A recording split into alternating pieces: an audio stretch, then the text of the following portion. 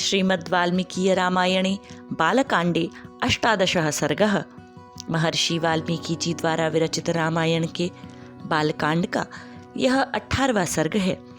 इस सर्ग के पूर्व भाग की कथा में हमने श्रवण किया था श्री राम, भरत, लक्ष्मण, शत्रुघ्न चारों भाइयों का जन्म हो चुका है। अवधपुरी में उत्सव का वातावरण है। आइए श्रवण करते हैं आगे की कथा का।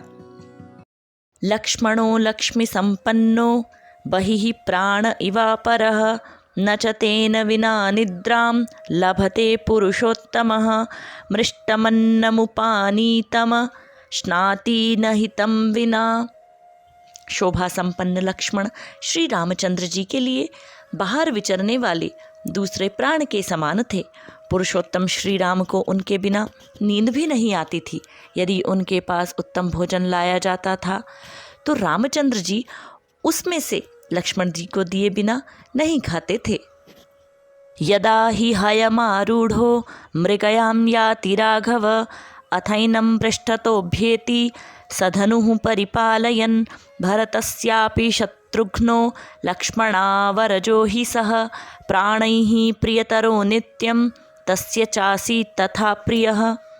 जब श्री रामचंद्र जी घोड़े पर चढ़कर शिकार खेलने के लिए जाते, उस समय लक्ष्मण धनुष लेकर उनके शरीर की रक्षा करते हुए पीछे पीछे जाते थे।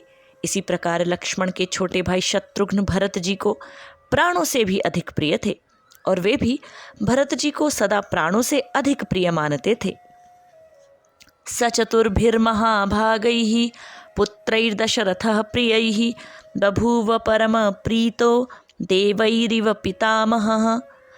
इन 4 महान भाग्यशाली प्रिय पुत्रों से राजा दशरथ को बड़ी प्रसन्नता प्राप्त होती थी।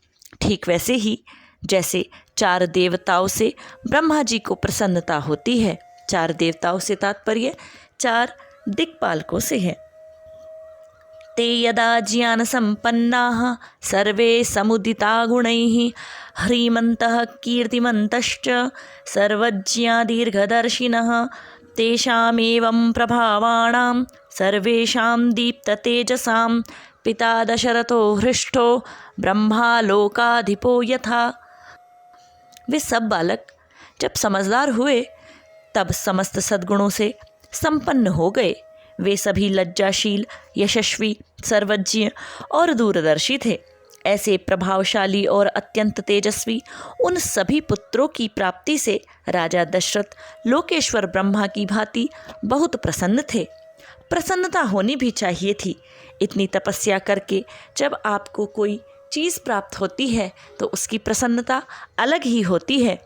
राजा ने रानियों के साथ मिलकर इतना बड़ा महायज्ञ जो किया था उसका प्रसाद रूप इन पुत्रों के रूप में पाया था। ते चापि मनुज व्याघ्रा वैदिकाध्ययने रताः पितृशुश्रूषणरता धनुर्वेदे च निष्ठिताः। वे पुरुष सिंह राजकुमार प्रतिदिन वेदों के स्वाध्याय, पिता की सेवा तथा धनुर्वेद के अभ्यास में दत्तचित्त रहते थे। अथ राजा दशरथस्तेषां दारक्रियां प्रति चिन्तयामास धर्मात्मा सोपाध्यायः स बान्धवः तस्य चिन्तयमानस्य मन्त्रिमध्ये महात्मनः अभ्यागच्छन् महातेजा विश्वामित्रो महामुनिः। एक दिन धर्मात्मा राजा दशरथ पुरोहित तथा बंधु बांधवों के साथ बैठकर पुत्रों के विवाह के विषय में विचार कर रहे थे। मंत्रियों के बीच में विचार करते हुए उन महामना नरेश के यहाँ महातेजस्वी महामुनि विश्वामित्र जी पधारे। स राज्यों दर्शनाकांक्षी द्वाराध्यक्षानुवाचः शीघ्रमाख्यातमां प्राप्तं कौशिकं गाधिनः सुतम्। वे महर्षि राजा से मिलना चाहते थे। उन्होंने द्वारपालों से कहा, तुम लोग शीघ्र जाकर महाराज को यह सूचना दो कि कुशिक वंशी गाधी पुत्र विश्वामित्र आए हैं। तच्छ्रुत्वा वचनं तस्य राज्यों वेश्म प्रदुद्रुवुः संभ्रान्तमनसः सर्वे तेन वाक्येन चोदिताः। उनकी यह बात सुनकर वे द्वारपाल दौड़े हुए राजा के दरबार में गए। वे सब विश्वामित्र के उस वाक्य से प्रेरित होकर मन ही मन घबराए हुए थे।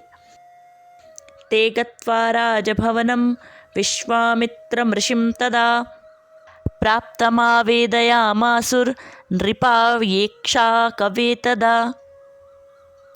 राजा के दरबार में पहुंचकर उन्होंने इक्ष्वाकु कुलनंदन अवधनरेश से कहा, महाराज, महर्षि विश्वामित्र जी पधारे हैं। तेषां तद्वचनं श्रुत्वा सपुरोधाः समाहितः प्रत्युज्जगाम संहृष्टो ब्राह्मणमिव वासवः। उनकी यह बात सुनकर महाराजा दशरथ सावधान हो गए। उन्होंने पुरोहित को साथ लेकर बड़े हर्ष के साथ उनकी आगवानी की, मानो देवराज इंद्र ब्रह्मा जी का स्वागत कर रहे हों।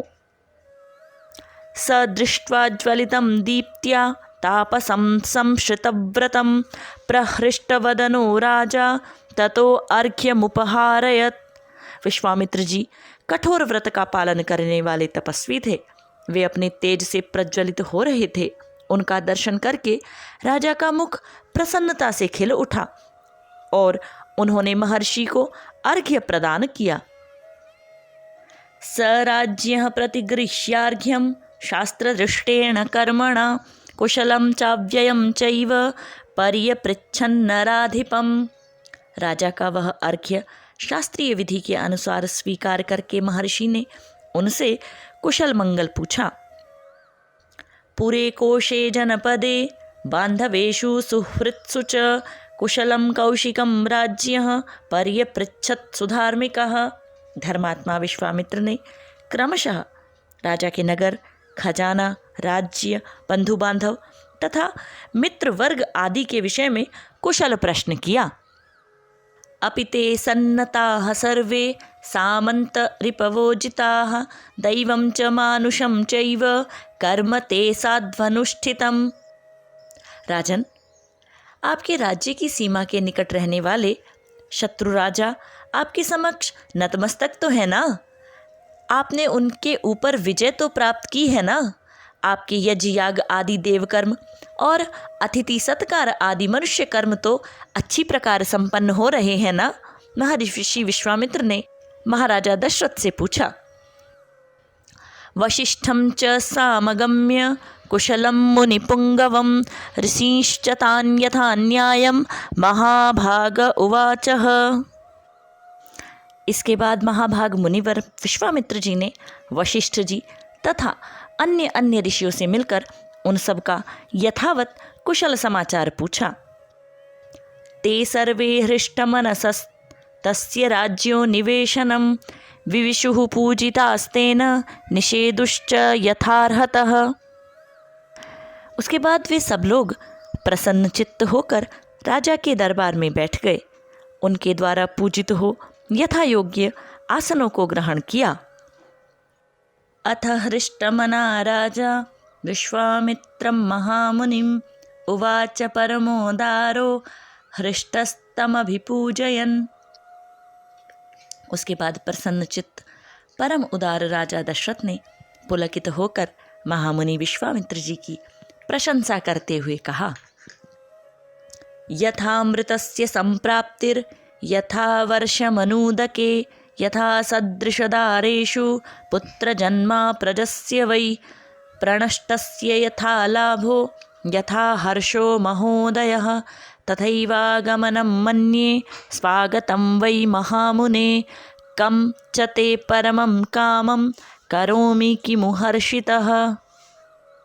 महाराजा दशरथ कहते हैं, महामुने, जैसे किसी मरण धर्मा मनुष्य को अमृत की प्राप्ति हो जाए, निर्जल प्रदेश में पानी बरस जाए, किसी संतानहीन को अपने अनुरूप पत्नी के गर्भ से पुत्र प्राप्त हो जाए, या फिर खोई हुई निधि मिल जाए तथा किसी महान उत्सव से हर्ष का उदय हो, उसी प्रकार आपका यहाँ शुभागमन हुआ है।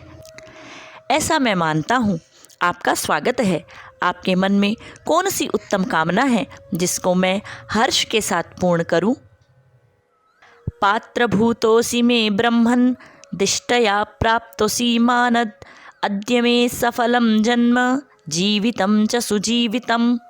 राजा कहते हैं, ब्राह्मण, आप मुझसे सब प्रकार की सेवा लेने के योग्य उत्तम पात्र हैं। मानद, मेरा अहोभाग्य है जो आपने यहाँ तक पधारने का कष्ट उठाया है। आज मेरा जन्म सफल और जीवन धन्य हो गया है। यस्माद्विप्रेन्द्रमद्राक्षं सुप्रभाता निशा मम पूर्वं राजर्षि शब्देन तपसा द्योतितप्रभः ब्रह्मर्षित्वम् अनुप्राप्तः पूज्योऽसि बहुधा मया तदद्भुतमभूद्विप्र पवित्रं परमं मम। मेरी बीती हुई रात सुंदर प्रभात दे गई, जिससे मैंने आज आप ब्राह्मण शिरोमणि का दर्शन किया। पूर्व काल में आप राजर्षि शब्द से उपलक्षित होते थे, फिर तपस्या से आपने अपनी अद्भुत प्रभा को प्रकाशित करके ब्रह्मर्षि का पद पाया है। अतः आप राजर्षि और ब्रह्मर्षि दोनों ही रूपों में मेरे पूजनीय हैं। आपका जो यहाँ मेरे समक्ष शुभागमन हुआ है, यह परम पवित्र और अद्भुत है। शुभ क्षेत्रगतश्चाहं तव संदर्शनात् प्रभो ब्रूहि यत् प्रार्थितं तुभ्यं कार्यमागमनं प्रति। राजा कहते हैं, प्रभु, आपके दर्शन से आज मेरा घर तीर्थ हो गया है। मैं अपने आप को पुण्य क्षेत्रों की यात्रा करके आया हुआ मानता हूँ। आप बताइए, क्या चाहते हैं? आपके शुभ आगमन का शुभ उद्देश्य क्या है? इच्छाम्यनुगृहीतोऽहं त्वदर्थं परिवृद्धये कार्यस्य च विमर्शं च गन्तुमर्हसि सुव्रतः। उत्तम व्रत का पालन करने वाले महर्षि, मैं चाहता हूँ कि आपकी कृपा से अनुगृहीत होकर आपके अभीष्ट मनोरथ को जान लूँ और अपने अभ्युदय के लिए उसकी पूर्ति करूँ। कार्य सिद्ध होगा या नहीं, ऐसे संशय को अपने मन में स्थान न दीजिए।